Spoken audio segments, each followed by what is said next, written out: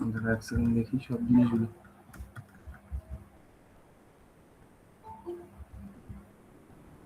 সব জিনিস আছে কি নেই।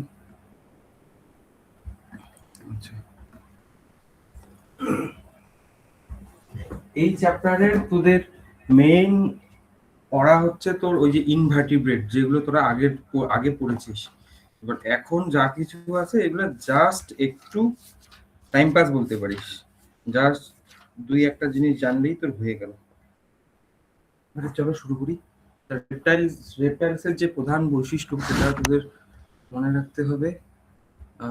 এটা প্রধান ক্যারেক্টার হচ্ছে, আমি ইংরেজিতে লিখতেছি, কোনো সমস্যা হবে না। Body covered with dry scales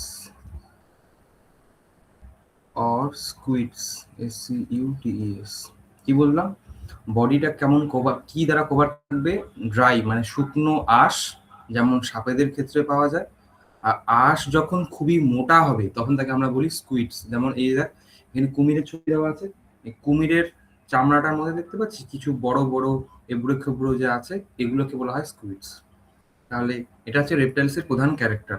এবার রেপটাইলস কথাটার মানে কি? এর মানে হচ্ছে কি, এই যে রেপটাম, যার অর্থ কি ক্রিপ, মানে এরা বুকের উপর ভর দিয়ে কি চলে। এরা মেনলি হয় কি স্থলবাসী। আর দেহ কেমন?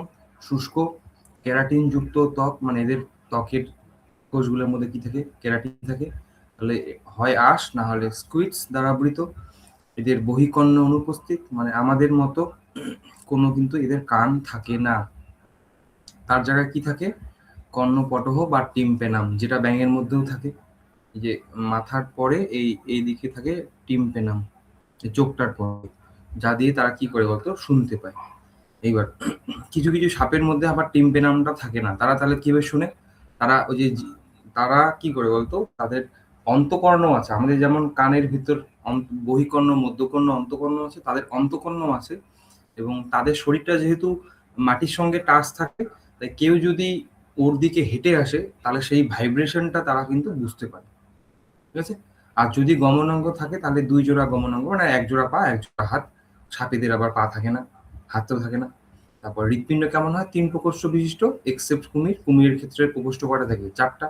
এবং রেপটাইলসরাও কেমন হয়? পৈকিলোথার্ম। পৈকিলোথার্ম মানে এরা তাদের দেহের টেম্পারেচার মেনটেন করতে পারে না। সাপ আর টিকটিকি মাঝে মাঝে আবার খোলস ত্যাগ করে। এবং এদের লিঙ্গগত মানে ছেলে মেয়ে আছে, এবং এরা ডিম পারে। ডিম পারে মানে হচ্ছে ওভিপেরাস। ওভিপেরাস। এবং আরেকটা জিনিস বলে দিই, যে এদের অক্সিপেটাল কন্ডাইল থাকে একটা। তাহলে এদের কয়টা অক্সিপেটাল কন্ডাইল থাকে? তাহলে একটি অক্সিপিটাল কন্ডাইল থাকে। ক্লিয়ার? তো এইটুকু রেপটাইল সম্বন্ধে পড়লেই তোর কাজ হয়ে যাবে। রেপটাইলস এতটুকু পড়লেই হয়ে যাবে। এবার রেপটাইল শেষ। তারপর এবার সাপেদের মধ্যে আবার বিভিন্ন প্রকার আছে। বীজযুক্ত সাপ কেউ কেউ, আবার কেউ হয় কি বীজবিহীন সাপ। এবার বীজযুক্ত সাপের ও এই যে লোক ভালো লাগে। বীজযুক্ত সাপে আমাদের যে দেখ রাসেল ভাইপার, নাজা নাজা, তারপর হচ্ছে কিউটে, এগুলো হচ্ছে আমাদের কি বীজযুক্ত সাপ। আর বীজবিহীন সাপ যেমন আমাদের নর্মাল, যেমন ঘেন্টি সাপ, তারপর অজগর, পাইথন, এগুলো হচ্ছে কিন্তু বীজবিহীন সাপ। এবার বীজযুক্ত সাপের মধ্যে কি থাকে? আমাদের যে বীজযুক্ত সাপের মধ্যে থাকে বিষ গ্রন্থি। এই যে সাপেদের যদি তুই মাথাটা দেখিস, উপর চোয়ালের মধ্যে আমাদের দুইটা দাঁত থাকে, এগুলোকে বলি ফ্যাং, FANG। এই ফ্যাংয়ের এগুলো একটা গ্রন্থির সঙ্গে যুক্ত। এগুলো হচ্ছে পয়জন গ্ল্যান্ড, পয়জন গ্রন্থি, যেখানে বিষ তৈরি হয়। এবং এই বিষ, এবং ফ্যাংটা ভিতরটা কেমন থাকে বলতো? ইঞ্জেকশনের মতো ভিতরটা কিন্তু ফাঁপা থাকে, যার ফলে কামড়ালে বিষগ্রন্থি থেকে বিষটা চলে আসে। এবার বিষ বিভিন্ন ধরনের হয়, যেমন এরা মায়োটক্সিক ভেনম। কোথায় গেল? এই যে মায়োটক্সিক, মানে এরা এই ধরনের সাপ যদি কামড়ায় তোর প্যারালাইজ হয়ে মারা যাবে। সামুদ্রিক সাপের বিষ এরকম হয়। নিউরোটক্সিক, এরা হচ্ছে নার্ভাস সিস্টেমকে আক্রমণ করে, নিউরনগুলো তার কোনো রকম রেসপন্ড করবে না, যেমন গোখরো, তারপর যেটা আমরা ক্রেইট সাপ বলি, যেটার দাগ এরকম দাগ কাটা থাকে, হলুদ আর কালো দাগ কাটা থাকে, ওটা হচ্ছে তোর আমরা বলি ক্রেইট। তারপর হেমোটক্সিক সাপ কোনগুলো, এই যে ব্রাসেল ভাইপার। তো হেমোটক্সিক কামড়ালে রক্ত কি হবে বলতো, জমাট বাঁধবে শরীরের মধ্যে এবং রক্তক্ষরণ চলতে থাকবে। এই হচ্ছে 3 ধরনের আমাদের সাপের বিষের টাইপ। এই যে আমাদের এটা হচ্ছে সামুদ্রিক সাপ, সবচেয়ে বিষধর। এটা তো হচ্ছে নাজা নাজা, এটা হচ্ছে রাসেল ভাইপার, আর এটা হচ্ছে ক্রেইট। এই ক্রেইট অত সহজে কামড়ায় না, বাট এটা প্রচন্ড বিষধর। তারা তো আমি এটা প্রচন্ড বিষধর। এবং এই ক্রেইট কামড়ালে যে তোর বীজ দাঁত গুলো যে আছে, বীজ দাঁত গুলো দেখতেও পাবি না, মানে বোঝা যায় না যে তোকে সাপ কামড়াচ্ছে কিনা। এই হচ্ছে ফ্যান। এবার অনেকে বলে যে সাপের দাঁত ভেঙে দিলে নাকি বিষ চলে যায়। এরকম কোনো ব্যাপার নাই, সাপের একটা দাঁতের পেছনে আরেকটা দাঁত লাগানো থাকে, তাই একটা দাঁত ভেঙে গেলে আর একটা দাঁত প্রায় সঙ্গে সঙ্গেই বা কয়েক মিনিটের মধ্যেই তৈরি হয়ে যায়। তাই এটা একদম ভুল ধারণা। এই অ্যানাকোন্ডা, এই ধরনের সাপগুলোর কোনো বিষ থাকে না। এরা হচ্ছে তোর পেঁচায় ধরে তার শিকারকে, এবং পেঁচায় ধরে তাকে শ্বাস বন্ধ করে মেরে ফেলে। এবার আমরা করবো পাখি নিয়ে। পাখির প্রধান ক্যারেক্টার হচ্ছে বডি কভার্ড উইথ ফেদার্স, এভিস পক্ষী শ্রেণী। তাহলে body covered with feathers, FEATHERS, এটা হচ্ছে মেইন ক্যারেক্টার। এবার বেশিরভাগ পাখি উঠতে পারে, আর কিছু পাখি আছে যারা কি উঠতে পারে না, যেমন উট পাখি। এবার পাখিদের কি থাকে, আমাদের চঞ্চু বা বিক, ওই যে কোনটাকে চঞ্চু বলে এটা সবাই জানে। এবার অগ্রপদ ডানায় রূপান্তরিত হয়েছে, পশ্চাৎপদ আছে, এবং আইসযুক্ত, মানে পাখির যদি ভালো করে পা গুলোকে নজর দিস, এইখানে না এই এই জায়গাগুলোর মধ্যে আশ আশ আশ আশ টাইপের থাকে। তারপরে এই পা সাজিয়ে হাঁটে, সাঁতার কাটে, এগুলা করার কিছু নেই। এবার লেজের গোড়ায় তৈল গ্রন্থি থাকে, এই যে দেখ, এই লেজের এই জায়গায় চামড়াটার তলায় যদি দেখিস, এখানে থাকে তৈল গ্রন্থি। তৈল গ্রন্থি এর সাহায্যে কি করে বলতো পাখি, পাখি দেখবি যখন বিশ্রামরত অবস্থায় থাকে, তখন পাখিরা তাদের ঠোঁটগুলো দেখবি লেজের এই জায়গাটায় নিয়ে আসে, তৈল গ্রন্থির এখানে, এবং সেখান থেকে তেলটাকে বের করে সারা শরীরে লাগায়। এটাই হচ্ছে ওর মেকআপ, যাতে তার সব ফেদার গুলো সুন্দরভাবে সাজানো থাকে। নেক্সট, ছাড়া এদের ত্বকে আর কোনো গ্রন্থি থাকে না, শুধুমাত্র তৈল গ্রন্থি থাকে। এবার অন্তঃকঙ্কাল সম্পূর্ণভাবে অস্থি নির্মিত, এবং এদের হাড়গুলো কেমন হয়, ফাঁপা এবং বায়ুযুক্ত, যার ফলে দেহটা কি হয়, হালকা হয়।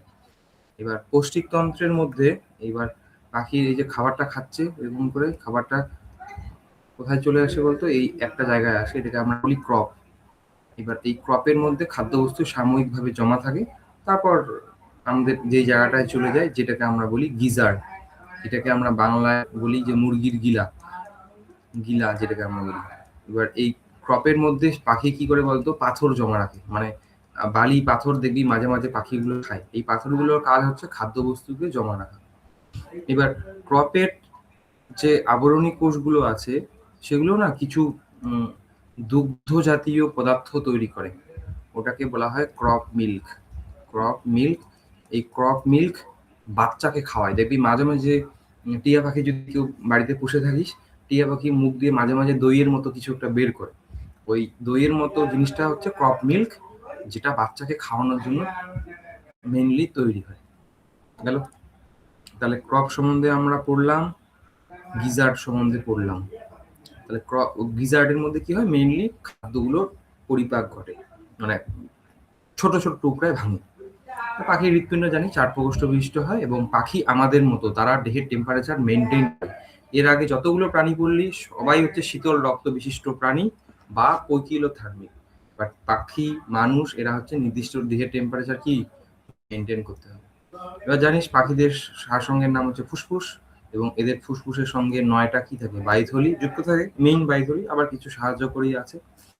এবার আমাদের যেমন এই যে বুকের অস্থির গুলো সামনের দিকে কি একটা বিশেষ হাড়ের সঙ্গে যুক্ত হয়, যাকে আমরা কি বলি, sternum.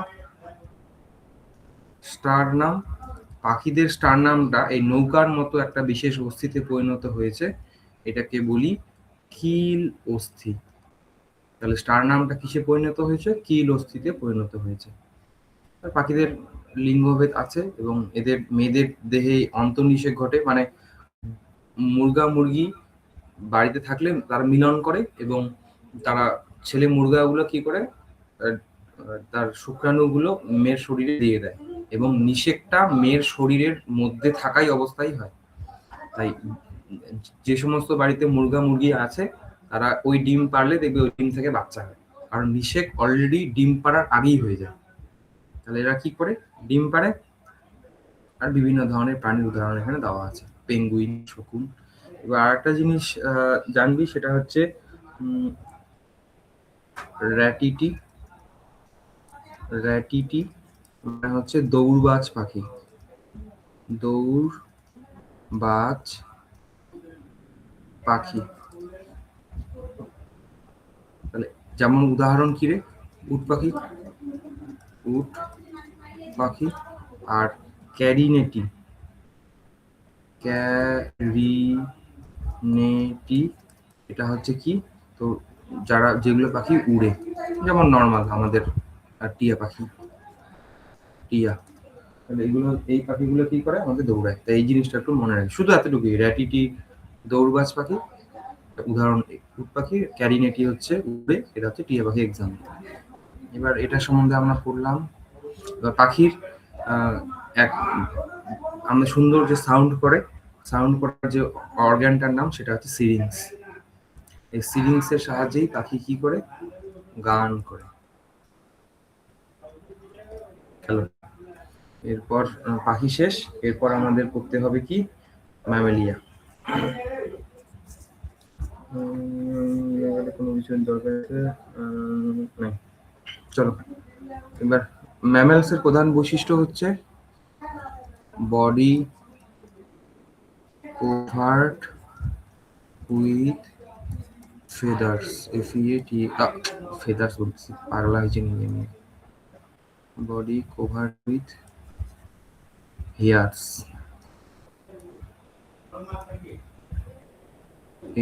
HAIRES। Body covered with here's হচ্ছে ম্যামেলিয়া বা স্তন্যপায়ী প্রধান ক্যারেক্টার। যে কোনো জায়গায় আমাদের পাওয়া যায়। এই প্রথমে বরফ, মরুভূমি, পর্বত, সব জায়গায় এদের পাওয়া যায়। কেউ আবার উড়ায়, কেউ আবার জলে বসবাস করে। যেমন ডলফিন, এটা কিন্তু একটা ম্যামেলস। কোথায় থাকে বলতো? জলের মধ্যে। আবার বাদুড় একটা ম্যামেলস, কোথায়? ও উড়ে। আবার কিছু ম্যামেলস যেমন আমরা কোথায় থাকি? স্থলের মধ্যে থাকি। এইবার ম্যামেলসের একটা ক্যারেক্টার হচ্ছে স্তনগ্রন্থি থাকে, মানে ম্যামারি গ্ল্যান্ড থাকে, যেখান থেকে শিশুরা কি করে? পুষ্টি লাভ করে। এটা একটা ক্যারেক্টার। আর দুই জোড়া আমাদের কি বলে ওটাকে? অগ্রপদ আর পশ্চাৎপদ থাকে। আর হাত পা গুলো যে আছে সেগুলো কারো গাছে ওঠার জন্য, সাঁতার কাটার জন্য, ওড়ার জন্য অভিযোজিত হয়েছে। এই যে মেন ক্যারেক্টার, লোম দ্বারা ঢাকা। এবার মানুষের একটা প্রধান বৈশিষ্ট্য হচ্ছে, ম্যামেলিয়ার বৈশিষ্ট্য হচ্ছে আমাদের পিনা থাকে। এই যে কানের বহিকর্ণটাকে আমরা কি বলি? পিনা। তাহলে পিনা হচ্ছে ম্যামেলিয়ার একটা অন্যতম ক্যারেক্টার। যে বহিকর্ণ থাকে, কর্ণ ছিদ্র উপস্থিত থাকে। এবার নেক্সট কি আছে? চোয়ালে দাঁত আছে। আমাদের বিভিন্ন ধরনের দাঁত পাওয়া যায়, যেমন আমাদের 4 ধরনের দাঁত পাওয়া যায়। কি কি? ইনসাইজার, ক্যানাইন, তারপর হচ্ছে তোমার প্রিমোলার, আর এটা হচ্ছে আমাদের মোলার। 4 ধরনের দাঁত পাওয়া যায়। তাই মানুষের দাঁতকে কি বলে? হেটারোডন্ট। থেকোডন্ট কারণ দাঁত বলে? আমাদের দাঁতগুলো একদম হাড়ের ভেতরে ঢোকানো থাকে। তাহলে এটা কি? হাড়ের ভিতরে ঢোকানো থাকে, জন্য মানুষের দাঁতকে কি বলে? থেকোডন্ট। ডাইফেডন্ট কেন বলে? মানুষের দাঁত 2 বার উঠে। একবার হচ্ছে দুধে দাঁত, আর এটা হচ্ছে কি? স্থায়ী দাঁত। তার জন্য মানুষের দাঁতকে কি বলে? ডাইফেডন্ট। এবার আর কি আছে? বিভিন্ন ধরনের দাঁত আছে। হৃৎপিণ্ড 4 প্রকোষ্ঠ বিশিষ্ট। আমরা দেহের টেম্পারেচার মেনটেন করি। ফুসফুসের সাহায্যে শ্বাস নিই। লিঙ্গভেদ ছেলে মেয়ে আছে। নিষেক নিষেক মেয়েদের ভিতরে ঘটে। আর কিছু ব্যতিক্রম জরায়ুজ, এটা আবার কি জিনিস? জরায়ুজ প্রাণী আমি এটা জানি না, জরায়ুজ প্রাণী সম্বন্ধে। এবার বিভিন্ন ধরনের এখানে আমাদের কি ছবি দেওয়া আছে, ম্যামেলস এর নাম দেওয়া আছে, হাতি, বিড়াল, এগুলো সম্বন্ধে দেওয়া আছে।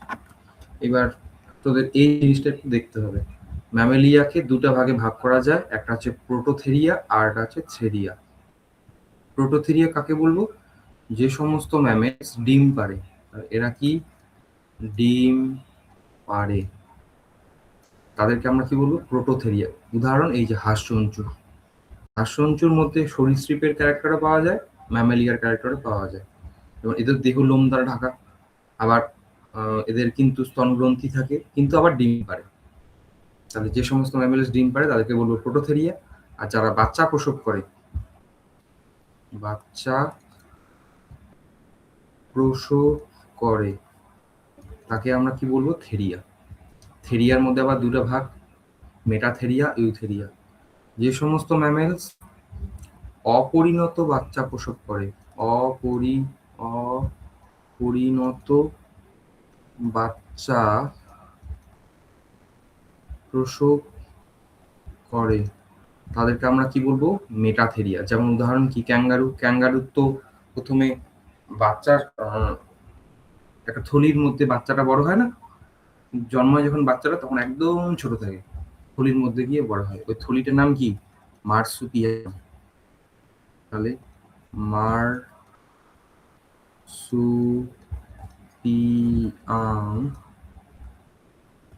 থলি থাকে।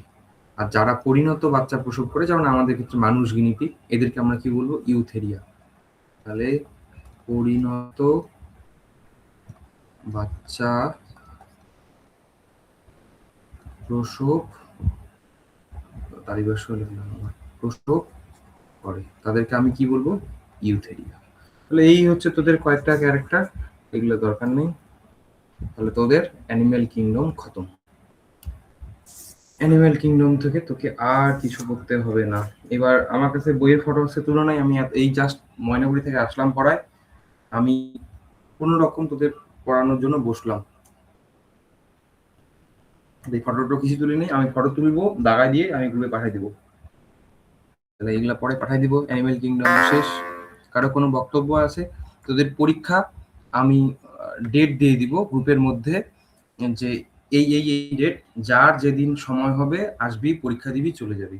এবং পরীক্ষা দিয়ে কোশ্চেন আমি জমা নিয়ে নেবো, নাহলে কোশ্চেন এ ওকে দিয়ে দেয়, ও ওকে দিয়ে দেয়। আর বল, কারো কোনো বক্তব্য আছে অ্যানিম্যাল কিংডম সম্বন্ধে?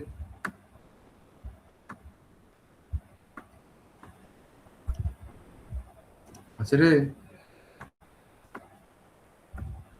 এবার প্ল্যান কিংডমের আমি তোদের প্রচুর নোট দিব, কারণ প্ল্যান কিংডমের অনেক পার্ট যেটা বইয়ে একদমই ভালো না। তাই প্ল্যান কিংডম তোরা নোট থেকে পড়বি, আমি বুঝাই দিব সবকিছু। তুই চাইলে বইও পড়তে পারিস, কিন্তু কতটুকু পড়তে হবে তোকে জানতে হবে। তো আমরা এবার প্ল্যান কিংডম পড়বো। তাহলে এবার দ্বারা একটা জিনিস তোদের আমি দেখাই, এটা কত বড় এটা জিনিসটা। একটু ওয়েট কর, আমি জিনিসটাকে বের করি একটু।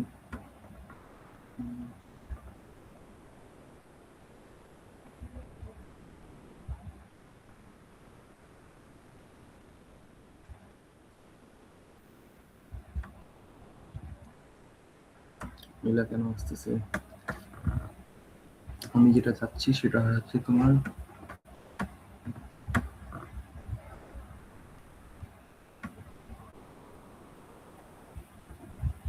Classification of living organism, I think এটি।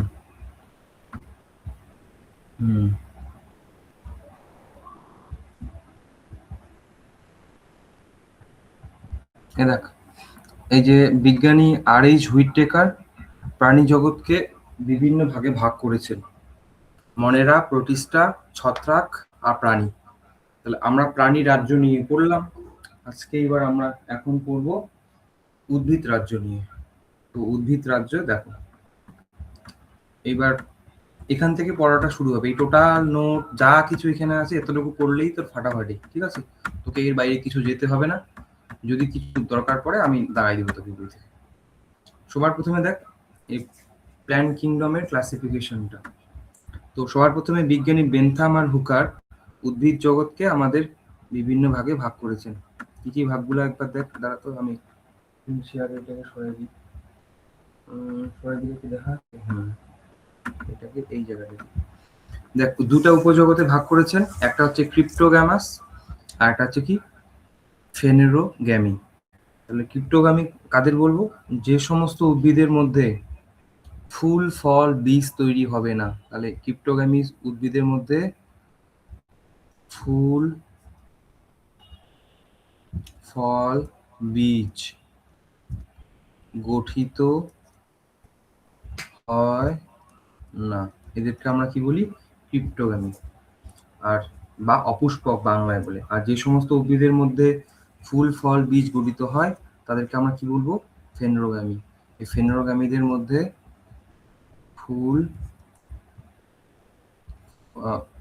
ফল সবগুলোতেই তৈরি হবে তা আবার না, ফুল ফল আর বীজ এগুলো কি তৈরি হয়।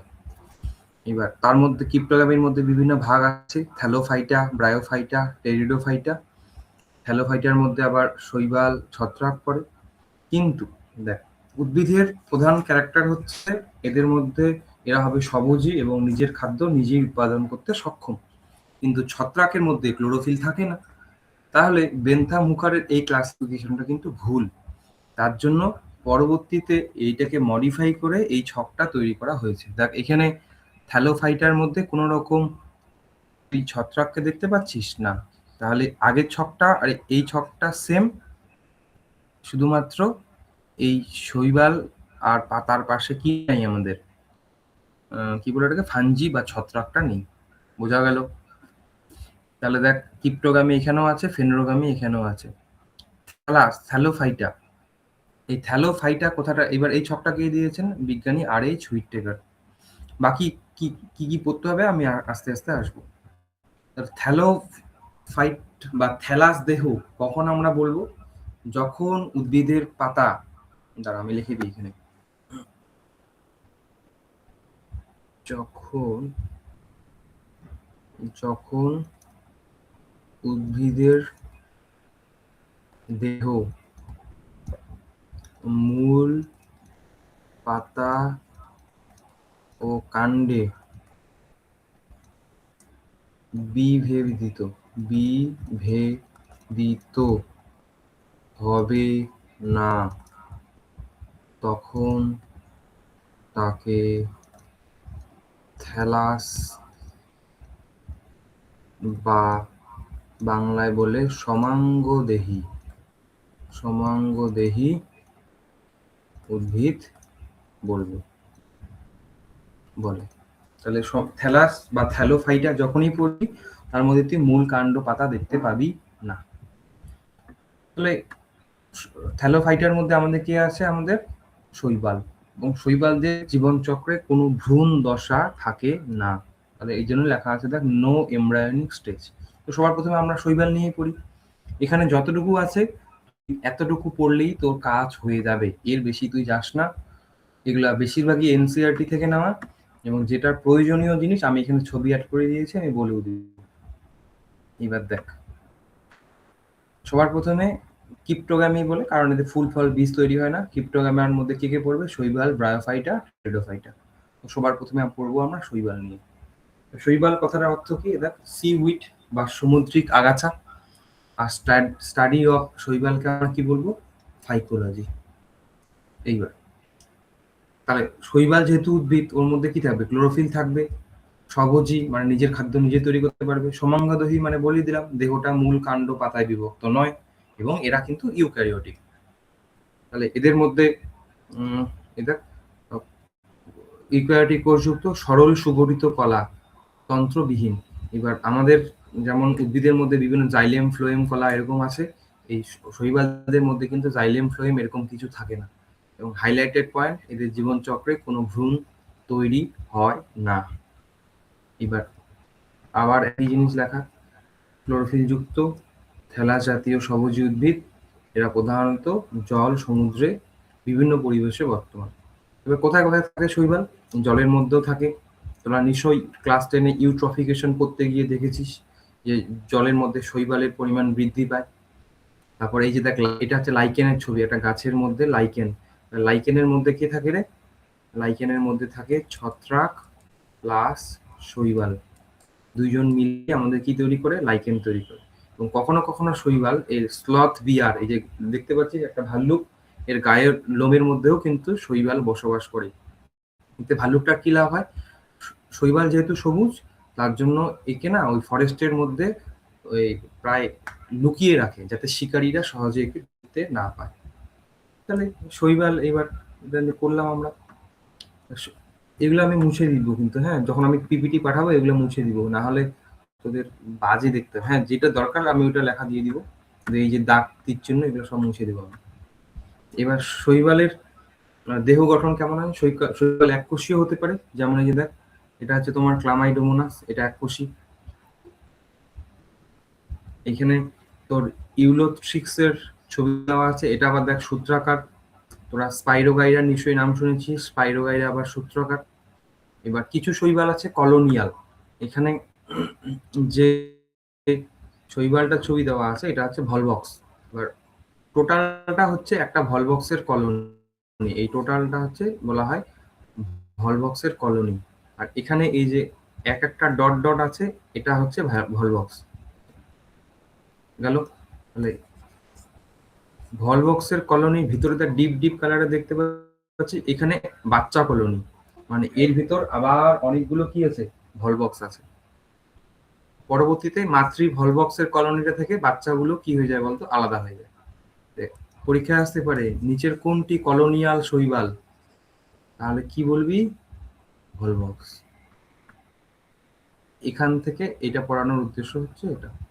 তাহলে কলোনিয়াল শৈবাল কেমন, কোনটা? ভলবক্স। এবং কলোনিয়ালকে বাংলায় বলে উপনিবেশ গঠনকারী শৈবাল, গঠনকারী শৈবাল গেল। নেক্সট, কিছু কিছু শৈবাল আবার বিশাল বড় বড় হয়, যেমন দেখ এখানে একটা শৈবাল দেওয়া আছে ল্যামিনারিয়া, এটা এক ধরনের বাদামি শৈবালের উদাহরণ। পড়বো আমরা লাল শৈবাল, সবুজ শৈবাল, বাদামি শৈবাল নিয়ে পড়বো। ল্যামিনারিয়াটা বেসটাকে বলা হয় হোল্ড ফাস্ট, এর সাহায্যে ও পাথরের গায়ে আটকে থাকে, হোল্ড ফাস্ট। তারপর এটাকে বলে স্ট্রাইপ, তারপরে পাতার মতো গঠনটাকে বলা হয় ফ্রন্ট। এবং এগুলো দেখ কত বড় বড় হয়। দেখ এখানে দুইজন মানুষ যারা সমুদ্রের মধ্যে ডুবুরি গুলো থাকে না, ওরা এখানে সমুদ্রের মধ্যে ঘুরে বেড়াচ্ছে। এবার এই যার ল্যামিনারিয়া গুলো যে ফরেস্ট সৃষ্টি করেছে এটাকে বলে কেল্প ফরেস্ট। কেল্প ফরেস্ট, এই কেল্প ফরেস্টের মধ্যে অনেক সামুদ্রিক জীব বসবাস করে। তাহলে এই যে ওর জন্যই তার লেখা আছে কেল্পের মতো কিছু দৈত্যাকার সামুদ্রিক শৈবাল যা বৃহদাকার উদ্ভিদ দেহ গঠন করে, এরা কয়েক মিটার পর্যন্ত লম্বা হতে পারে। এবার শৈবালের জনন, শৈবাল অঙ্গজ, যৌন, অযৌন প্রক্রিয়া কি করে তারা জনন করতে পারে। এবার তোরা জানিস স্পাইরোগাইরা, একটা লম্বা স্পাইরোগাইরা আছে, মাঝখানে ভাগ হয়ে গেল, দুইটা স্পাইরোগাইরা তৈরি হয়ে গেল, এটা কি? একটা অঙ্গজ জনন। এবার শৈবাল কি অযৌন জনন কার মাধ্যমে তৈরি হয়? রেণুর মাধ্যমে। এবং রেণুগুলো কেমন হয়? জুস্পোর টাইপের, মানে রেণুর মধ্যে কি থাকবে? ফ্ল্যাজেলা থাকবে। তাহলে এই ফ্ল্যাজেলা, এই রেণুগুলো অঙ্কুরিত হয়ে আবার নতুন একটা কি সৃষ্টি করে? আমাদের শৈবালের সৃষ্টি করে। জাস্ট এতটুকুই তোকে পড়তে হবে, কিভাবে জনন করে ওগুলার প্রয়োজন নেই। এরপরে কি আছে? এরপরে যা কিছু আছে এগুলো তোর স্কুলের জন্য ইম্পর্টেন্ট না, আমি তার বলেই দিছি, তোর স্কুলের জন্য ইম্পর্টেন্ট না, তুই চাইলে পড়তে পারিস। আমি একবার বলে দিই তো, শৈবালের দুই ধরনের গ্যামেটের মিলনের মাধ্যমে যৌন জনন সংঘটিত হয়।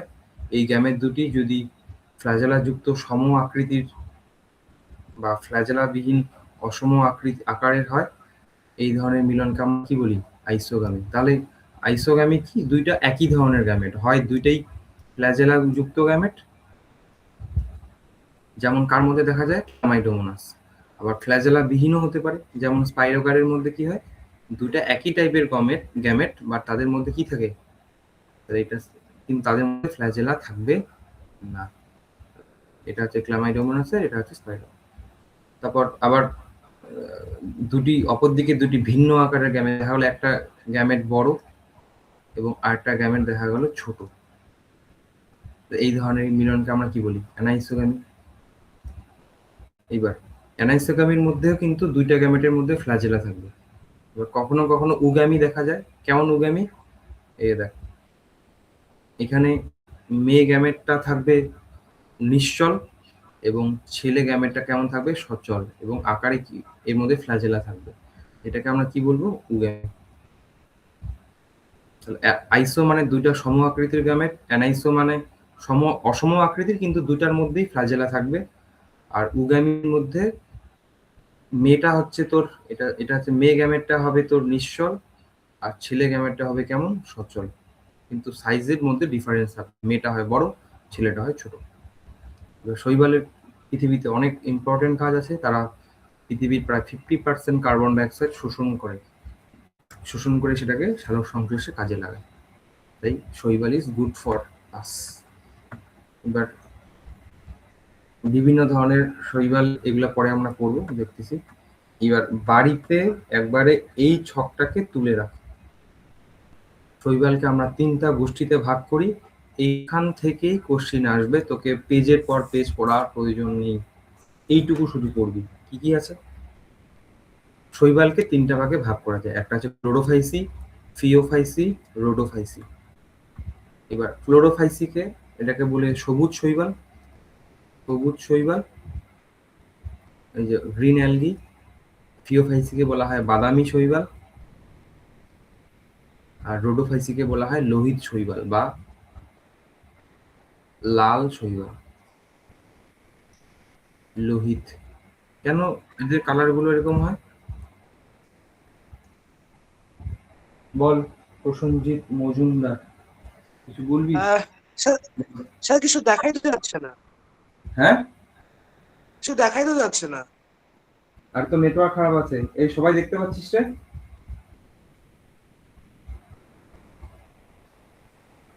হ্যাঁ দেখতে পাচ্ছে। তোর নেটওয়ার্ক সমস্যা আছে, তুই বের হয়ে আবার ঢোক। ঠিক আছে।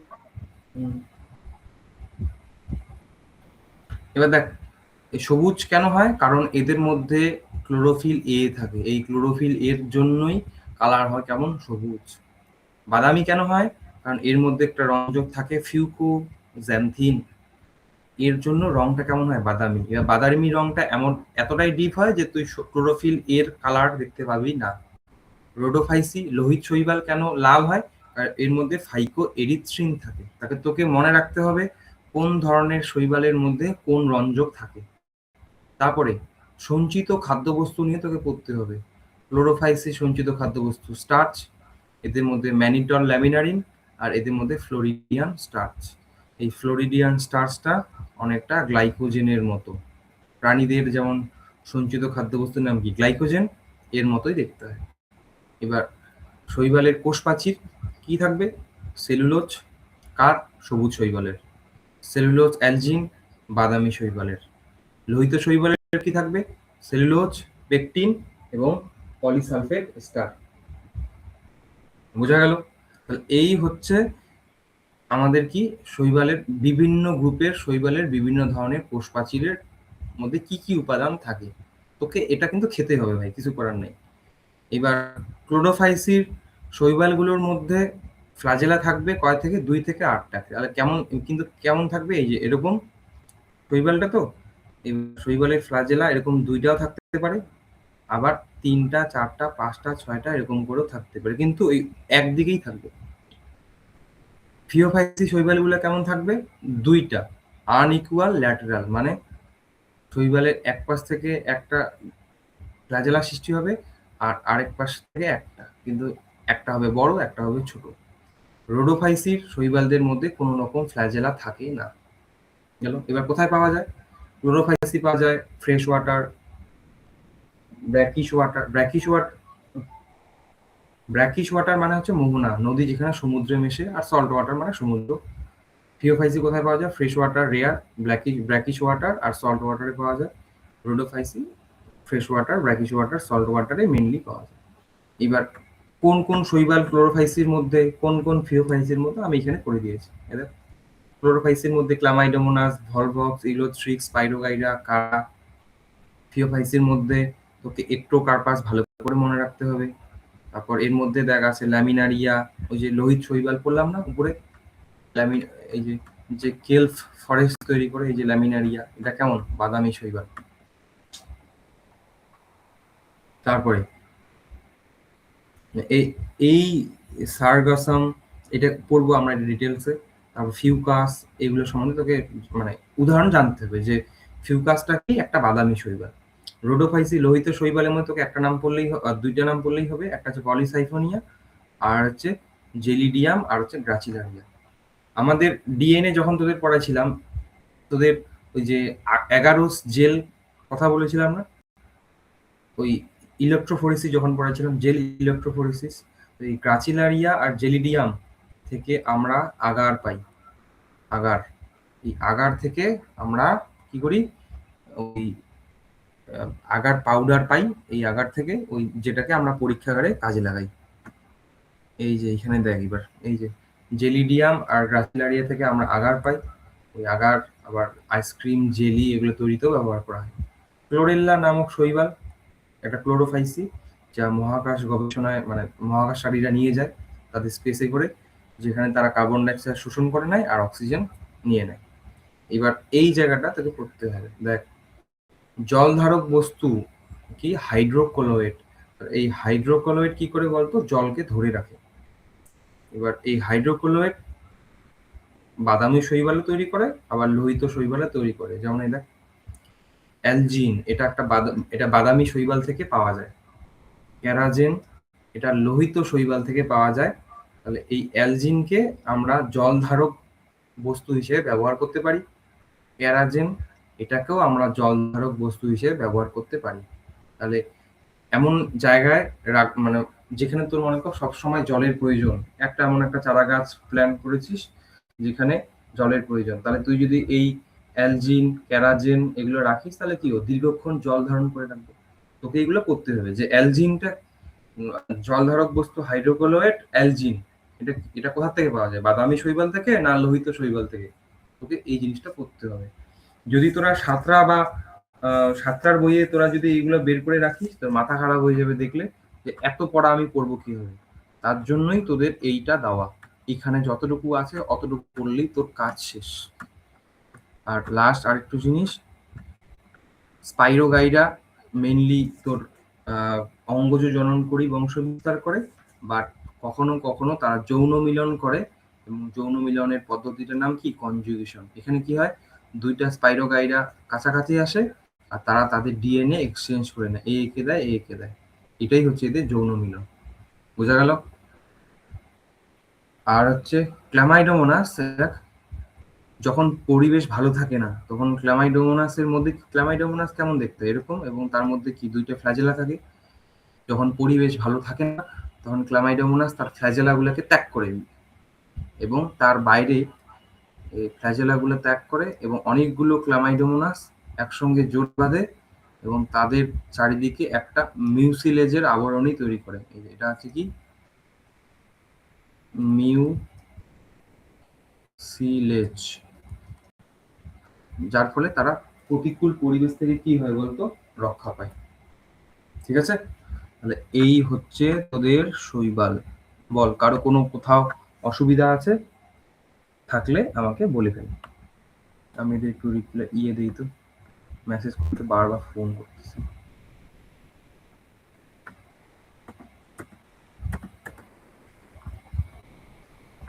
বল, কারো কোনো থাকলে বল।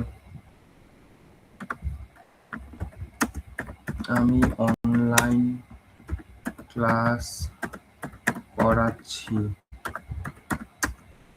এন্ড রেকর্ড হচ্ছে,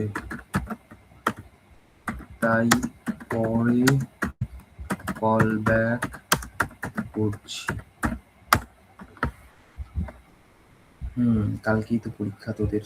দেখ, আমি তোদের এরকম করে এক্সামের টাইম দেবো। এই দেখ, এদের প্ল্যান কিংডমের এক্সাম গ্রুপ ব্যাচ 1-এর, তো এরকম করে টাইম দিয়েছি, যার যখন ইচ্ছা সে তার টাইম মতো আসবে, পরীক্ষা দিবে, চলে যাবে। তো তোদেরও আমি এরকম করে অ্যানিমেল কিংডমের পরীক্ষার জন্য এরকম করে দিয়ে দিব, যার যখন ইচ্ছা। কারণ ওরকম করে পড়ানোর দিন করে না পরীক্ষা নেওয়া সম্ভব ঠিক না, নাহলে পিছায় যাচ্ছে ওরকম সিলেবাস। তাহলে এই গেল তোদের প্ল্যান্ট কিংডমের মধ্যে একটা পার্ট, সেটা হচ্ছে অ্যালগি। এরপরে পড়বো আমরা ব্রায়োফাইটস। তাহলে ব্রায়োফাইটস এদেরকে বলা হয় উভচর উদ্ভিদ। কেন? কারণ এদের নিষেকের জন্য জলের প্রয়োজন হয়। দেওয়ালের মধ্যে দেখবি আমাদের যে ছোট ছোট উদ্ভিদগুলো জন্মায়, ওগুলো হচ্ছে কি ব্রায়োফাইটস। এবার সংজ্ঞাটা দেখ, এরা কেমন? সমাঙ্গদেহী, মানে এদের দেহ মূল কাণ্ড পাতায় বিভক্ত নয়, এবং এদের মধ্যে কোনো রকম নালিকা বান্ডিল জাইলেম ফ্লোয়েম পাবি না। এদের মধ্যে নর্মাল প্যারেনকাইমা কোষ থাকে, যারাই জাইলেম ফ্লোয়েমের মতো কাজ করে। এইবার তাহলে 1 নম্বর পয়েন্ট দেওয়া আছে, থ্যালোফাইটা বা সমাঙ্গদেহী মানে কি? আমরা বললাম দেহ মূল কাণ্ড পাতায় বিভক্ত নয়। এবার ব্রায়োফাইটসদের জীবনচক্রে 2 ধরনের উদ্ভিদ দেখা যায়, একটা হচ্ছে লিঙ্গধর আর একটা হচ্ছে রেণুধর।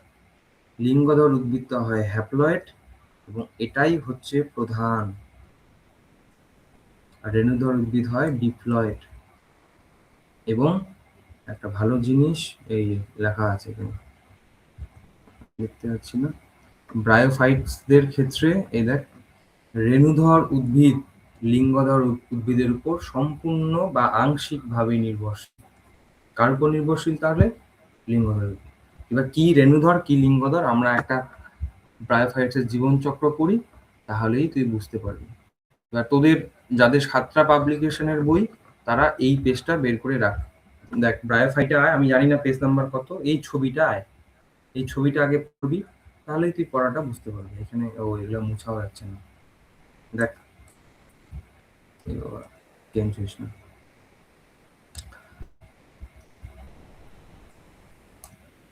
এটা একটা মসের জীবনচক্র, যার নাম হচ্ছে ফিউনারিয়া। এবার কোথা থেকে ছবিটা পড়া শুরু করবি? এই জায়গাটা থেকে, এখান থেকে পড়াটা শুরু হতে পারে। এবার সবার প্রথমে কিছু জিনিস ঠিক করে নে। তাহলে এখানে যে ছবিটা দেওয়া আছে, এটা হচ্ছে একটা পরিণত লিঙ্গধর উদ্ভিদের ছবি। তাহলে এটা কি? একটা পরিণত লিঙ্গধর উদ্ভিদের ছবি। আর তার আগে এখানে লেখা আছে না অপরিণত রেণুধর, এটা ভুল, এটা হবে অপরিণত লিঙ্গধর। আর এটা হবে অপরিণত লিঙ্গধর, যেটাই পরিণত লিঙ্গধরে পরিণত হয়েছে। এবার লিঙ্গধর উদ্ভিদের মানে ব্রায়োফাইটসের কোনো মূল থাকে না, মূলের পরিবর্তে কি থাকে? রাইজয়েড। এই রাইজয়েডের সাহায্যে কি করে বলতো? মাটি থেকে পুষ্টির রস শোষণ করে। এবার এখানে পাতা লেখা আছে, বাট এটা পাতা বলাটা ঠিক না। এদেরকে সাধারণত বলি আমরা পাতার জায়গায় আমরা বলবো কলিট, সরি ফাইলিট। ফাইলিট পাতা বলা ঠিক না। ব্রায়োফাইটসদের ক্ষেত্রে আমরা পাতাকে বলবো ফাইলিট এবং কাণ্ডকে বলবো কলিট। কাণ্ডকে আমরা কি বলবো? কলিট। ঠিক আছে?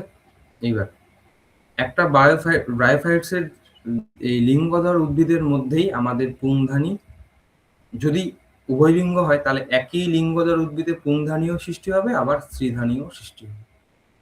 এবং দেখতে পাচ্ছি যে প্যারাফাইসিস নামক অংশগুলো, প্যারাফাইসিস নামক অংশ দেখ, স্ত্রীধানী এবং পুংধানী উভয় দিকেই দেখতে পাচ্ছিস। এগুলো হচ্ছে পাতার মতো গঠন, যা পুংধানী বল বা স্ত্রীধানী বল এদেরকে প্রোটেক্ট করে। এবার পুংধানীর মধ্যে আমাদের কি তৈরি হয়? পুং রেণু মাতৃকোষ থাকে, যা তাহলে এটা পুংধানীর মধ্যে কি থাকে? পুং রেণু মাতৃকোষ। পুং রেণু মাতৃকোষ, যা কেমন হয়? হ্যাপ্লয়েড। কারণ লিঙ্গধর উদ্ভিদ কেমন? হ্যাপ্লয়েড। কেন হ্যাপ্লয়েড আসবে? এবার এই পুং রেণু মাতৃকোষ থেকে আমাদের 2টা করে শুক্রাণু সৃষ্টি হয়, এবং শুক্রাণুগুলোর মধ্যে 2টা করে ফ্ল্যাজেলা থাকে। তাহলে এই যে দেখ এখানে 2 লেখা আছে, তাহলে ইম্পর্টেন্ট। ব্রায়োফাইটসদের শুক্রাণুতে কয়টা করে ফ্ল্যাজেলা থাকে? 2টা করে। এবার স্ত্রীধানীর মধ্যে আমাদের কি সৃষ্টি হবে? ডিম্বাণু। খুব ভালো কথা। এইবার এই শুক্রাণুগুলো জলের মাধ্যমে আমাদের স্ত্রীধানীর ভিতরে ঢুকবে। ঢুকে নিষেক হয়, নিষেকের ফলে তৈরি হয় কি আমাদের জাইগোট। এবার এই স্ত্রীধানীর মধ্যেই, তাহলে মনে কর এটা আমাদের স্ত্রীধানীটা, খুব ভাইটাল এই পড়াটা, এইটুকু জায়গা। হ্যাঁ, এই স্ত্রীধানীর মধ্যে নিষেক হয়েছে, নিষেক হওয়ার পর এই স্ত্রীধানী থেকেই আমাদের সৃষ্টি হবে কিসের? রেণুধর উদ্ভিদের। তাহলে রেণুধর উদ্ভিদ কোথায় সৃষ্টি হয়? স্ত্রীধানীর মধ্যেই। বুঝলি ব্যাপারটা? এই দেখ, ছবিটার দিকে তাকা, এটা হচ্ছে তোর লিঙ্গধর উদ্ভিদটা, এবং তার মধ্যেই তৈরি হয়েছে কি, এই দেখ রেণুধর উদ্ভিদটা। এইবার একটা রেণুধর উদ্ভিদের 3টা পার্ট পাওয়া যায়। আমি উপরের ছবির মধ্যে করাই আছে, এই দেখ রেণুধর উদ্ভিদের মধ্যে কি কি পাওয়া যায়। একটা হচ্ছে ক্যাপসুল, 2 নাম্বার সিটা, আর 3 নাম্বার হচ্ছে ফুট। তাহলে এটা যদি একটা আমি লিঙ্গধর উদ্ভিদের ছবি আঁকি, তাহলে এটা ক্যাপসুলটা আমি সি লিখলাম, এটা হচ্ছে সিটা, আর এই বেসটাকে বলবো কি ফুট। তাহলে ফুটের সাহায্যে ও কি করে? লিঙ্গধরের সঙ্গে যুক্ত থাকে। তারপর অংশটা কি বলবো? সিটা, আর তারপরে কি বলবো? ক্যাপসুল। এই ক্যাপসুলের মধ্যে রেণু তৈরি হয়। বুঝলি? দেখবো আমরা। তাহলে এইদিকে দেখ, আবার ছবিটা দেখ। তাহলে এখানে ফিউনারিয়ার এই ক্যাপসুলটার ছবিটাকে জুম করা আছে। দেখ, এই যে ক্যাপসুলের ছবিটা দেওয়া আছে, এই ক্যাপসুলটার প্রস্থচ্ছেদের ছবি আবার এখানে দাও। এবার ফিউনারিয়ার, যদি আমি তোকে ক্যাপসুলটার এইটুকু জায়গাকে কেটে দেখাই, কোনটুকু জায়গাকে? এই জাস্ট ক্যাপসুলের মাথাটাকে, এখানে কিছু দাঁতের মতো গঠন দেখা যায়।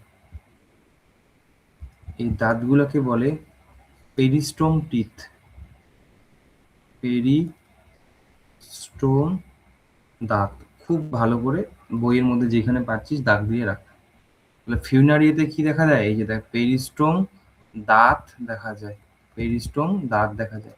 এই পেরিস্টোম দাঁতের কাজ কি?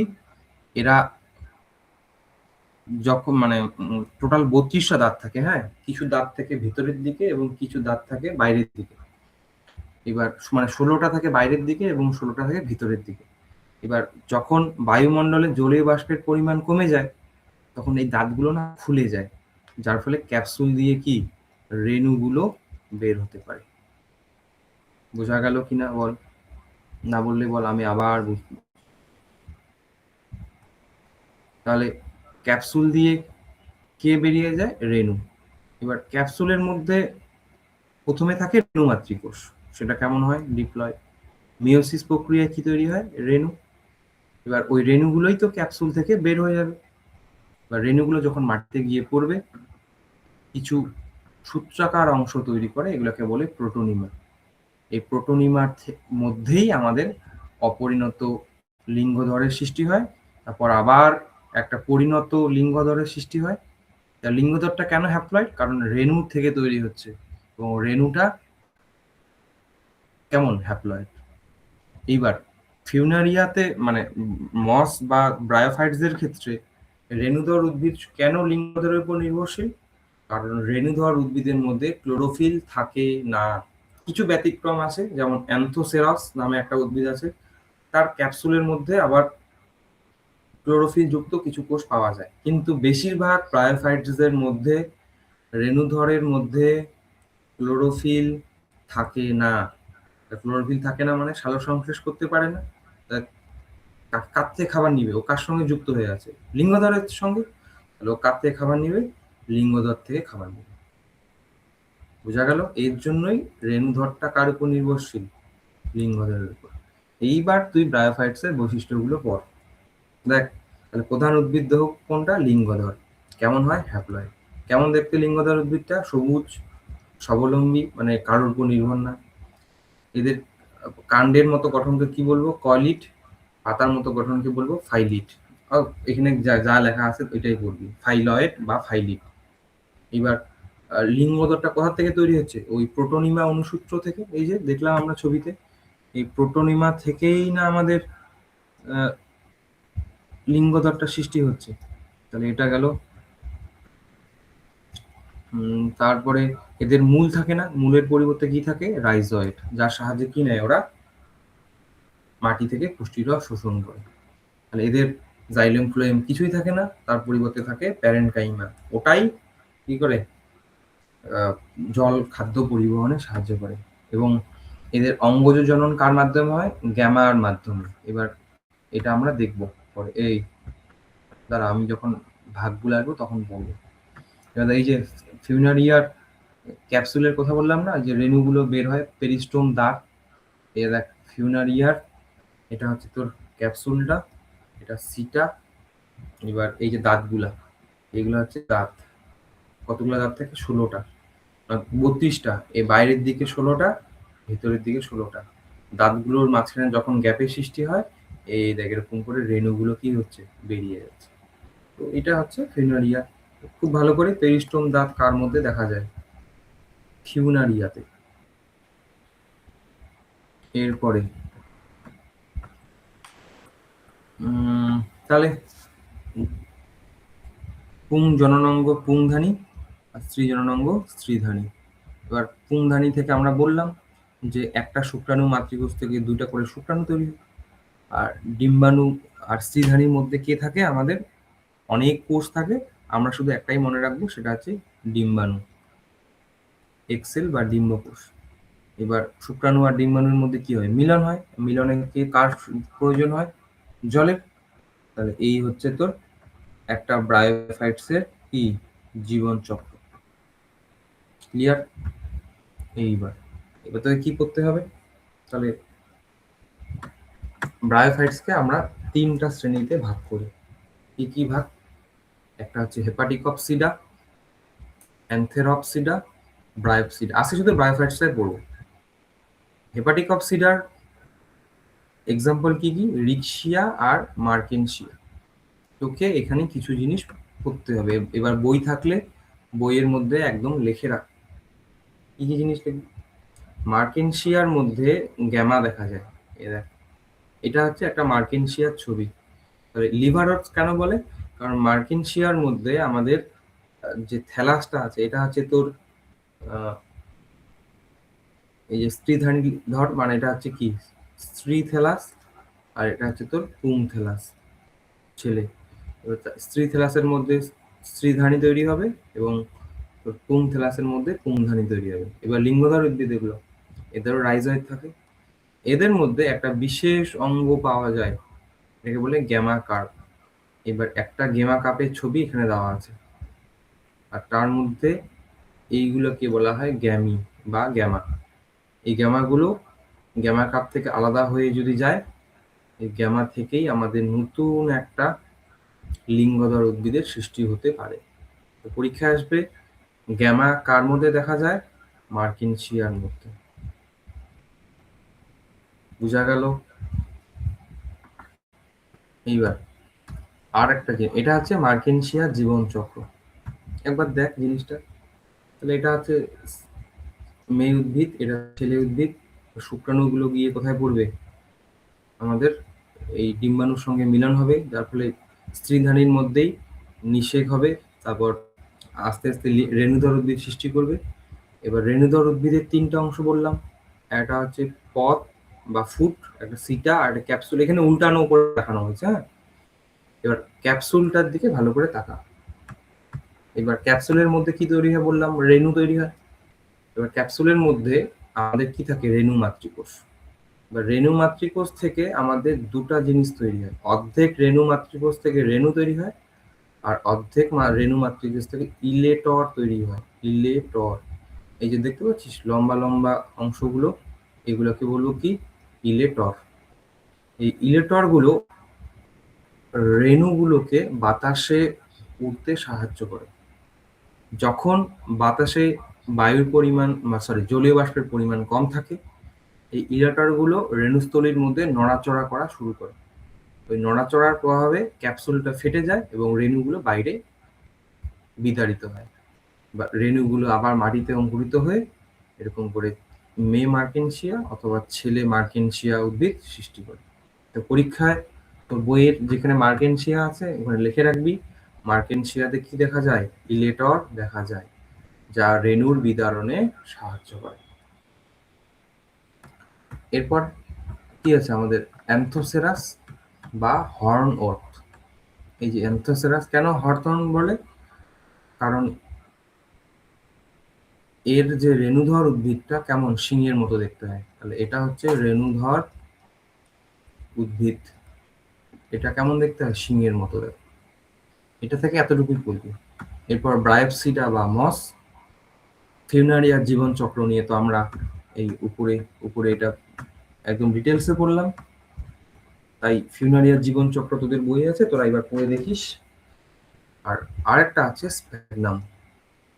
এই স্প্যাগনাম হচ্ছে, এই হচ্ছে কি কি একটা মাটি তৈরি করে, এটাকে বলে কি, পিট মৃত্তিকা বলে, কি বলে, পিট মৃত্তিকা তৈরি করে।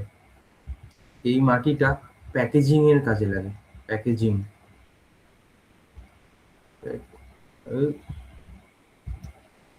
বাংলায় ভুল করবো বানান।